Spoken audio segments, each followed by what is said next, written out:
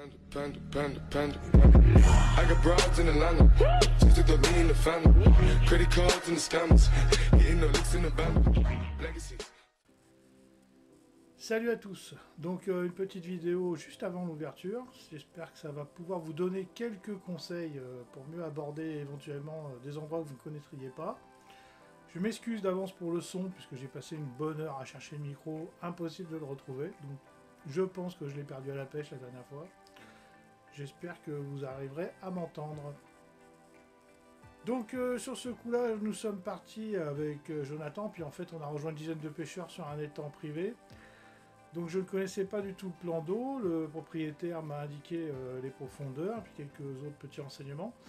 Donc je vais essayer de vous retranscrire un peu comment j'ai abordé le plan d'eau. Dans ma tête, je me suis imposé une petite réflexion.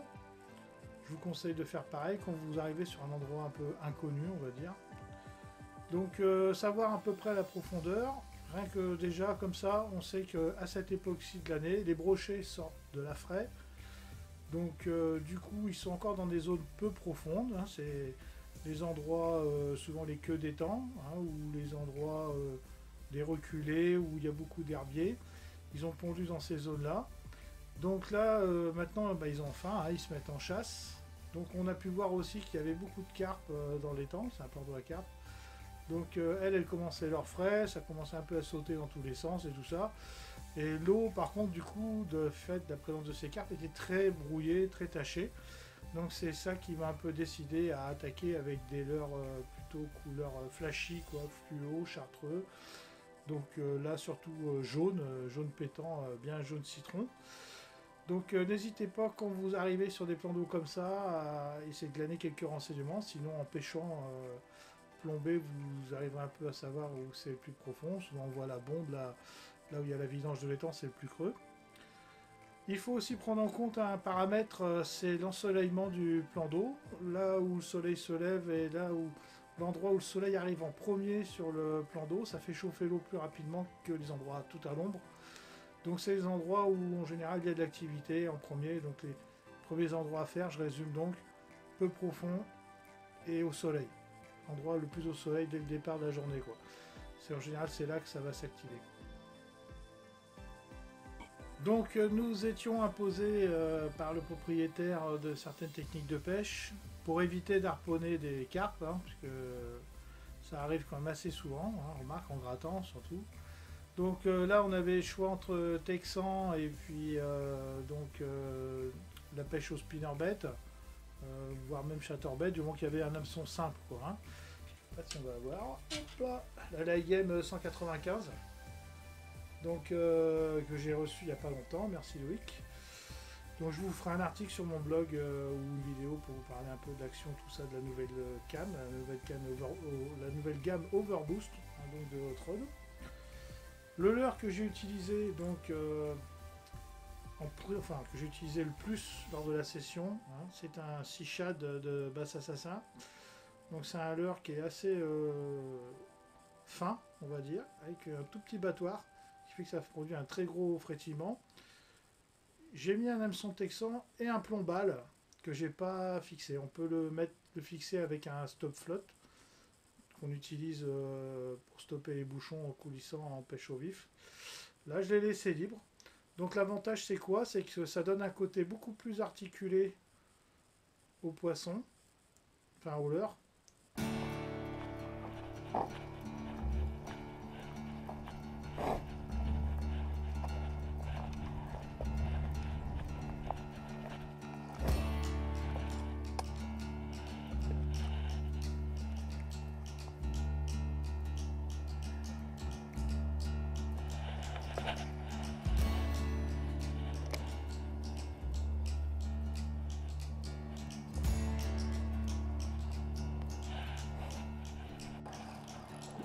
Ah, il est pas gros, il est pas gros. C'est un petit broc, c'est un petit broc. Ouais.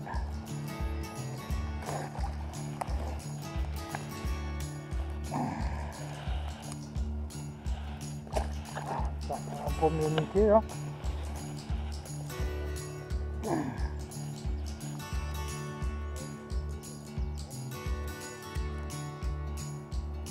putain, mais il s'est piqué, mais d'une manière à la con.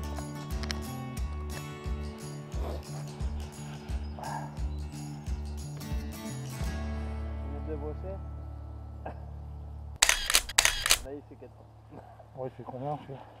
1, 2, 3, il doit faire 60.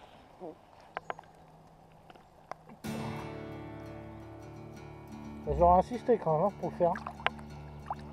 J'aurais insisté pour le faire. Ouais, fallait s'y attendre. T'as pas envie de te baigner Ah, il est pris au bord, avec un peu de bol, il va se décrocher. Oh, putain.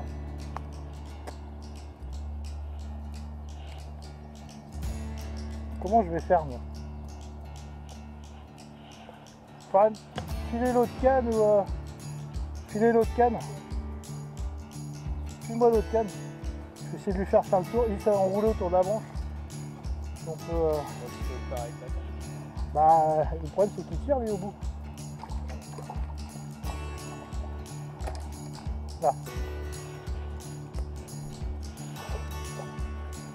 Bon, il est petit. Hein.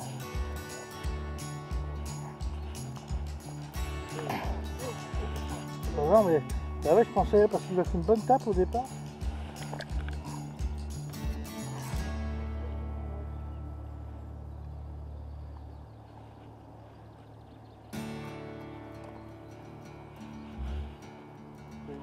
Bon, je suis en train de filmer là.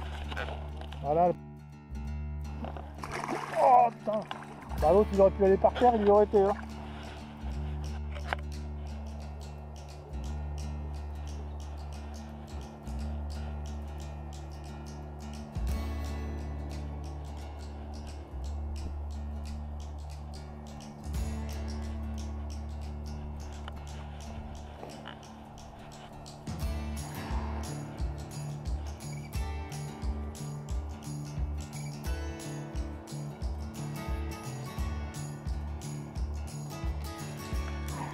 Non? Si, c'est un brochet. Oh, il vire, il vire. Ouais. Et là, j'en ai loupé un. Oh, bah putain, il m'a défoncé le leurre encore. Merci, c'est sympa. C'est assez plus de... C'est pas perdu, mais... Attends, tu vois.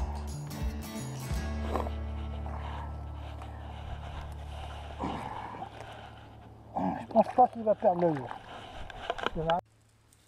Donc ça sera le samedi 27 pour l'ouverture du carnassier, donc du brochet seulement, hein, puisque les autres espèces sont en reproduction en ce moment. Donc je vous demande aussi d'être prudent. Quand vous piquez un cendre, eh ben, vous le remettez à l'eau tout de suite. Cherchez pas à faire des photos et tout, il n'y a pas de gloire vraiment à faire ça là, sur des cendres là, ou même des basses en ce moment. Je vois des basses de prix, c'est pas terrible hein, les gars. Donc remettez-les à l'eau le plus vite possible, hein, puis vous changez de spot, d'accord. Bon, on a un peu rigolé là, 27, 1er mai, 27, 1er mai. Bon, je sais que les fédés sont quand même les plus embêtés dans l'histoire. C'est eux qui ont été les plus embêtés. Pourquoi? Parce que l'arrêté, enfin le décret, il avait été demandé depuis très longtemps. Donc moi, je me mets un peu en leur place. Je vois beaucoup de gens qui gueulaient après les fédés, tout ça, mais non, en fait, c'est pas de leur faute là. Dans l'histoire, c'est pas de leur faute du tout. Ça a été avancé donc pour pouvoir donner un week-end de plus de pêche. J'en vois beaucoup qui râlent, qui disent ouais, vous avez avancé de 3 jours, ça va permettre aux viandards encore plus de viander les cendres ou les basses et tout. Vous pensez sincèrement que 3 jours ça va changer quelque chose? Non, parce que ces gens-là ils s'en foutent, ils ramassent toute l'année. Nous on voit très bien des bracos en APP, on voit ça. Il y a des bracos toute l'année, que la pêche d'ouleur soit ouverte ou fermée, ils s'en foutent ces gens-là. Donc je pense que moi ça part d'une bonne initiative, ça va donner un coup de fouet supplémentaire, que les gens pourront pêcher un week-end de plus. Moi je trouve ça très bien. Alors arrêtez donc de râler dans tous les sens, investissez-vous dans des bureaux, hein, faites avancer les choses, si vous voulez faire avancer les choses, ben, n'hésitez pas, hein, investissez-vous. Alors je sais, il y en a qui vont me dire c'est facile de dire ça et tout ça, ben, bon, on y arrive bien, hein, donc il n'y a pas de raison. Mais franchement, l'histoire de râler pour dire que c'est 3 jours de plus pour les viandards ils s'en foutent les gars, ils ramassent. Donc arrêtez de pigner en sortant des trucs comme ça quoi. Hein. Bon allez tchuss, c'était le petit coup de gueule là. De temps en temps ça fait pas de mal d'en faire. Hein. Allez, merde.